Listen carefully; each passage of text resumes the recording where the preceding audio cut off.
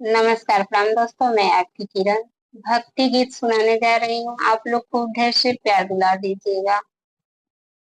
भले अइलू ये मैया, भले अइलू हमरे घर में, भले अइलू हो मैया मोरी से नूरा कर दिया।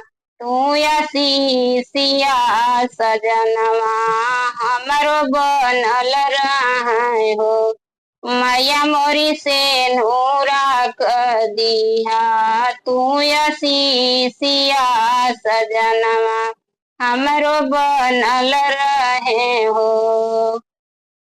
भले अइलू ये सत बहनी, भले अइलू हमरे घर में, भले अइलू हो मैया मोरी गोदिया कर दिया। तू या सिया चरवा हमरो भरल रहे हो, मैया मोरी गोदिया कर दिया। तू या सिया चरवा हमरो भरल रहे हो।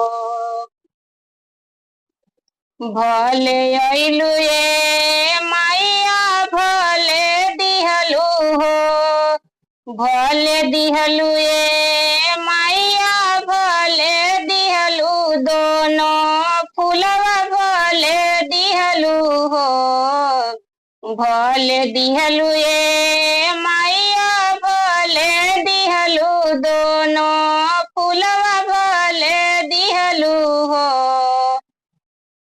मैया मोरी गोदिया में रानी राजा दोनों दिहलू या चरवा हमरो संवार जई है हो। मैया मोरी गोदिया में रानी राजा दोनों दिहलू या चरवा हमरो संवार गई हो।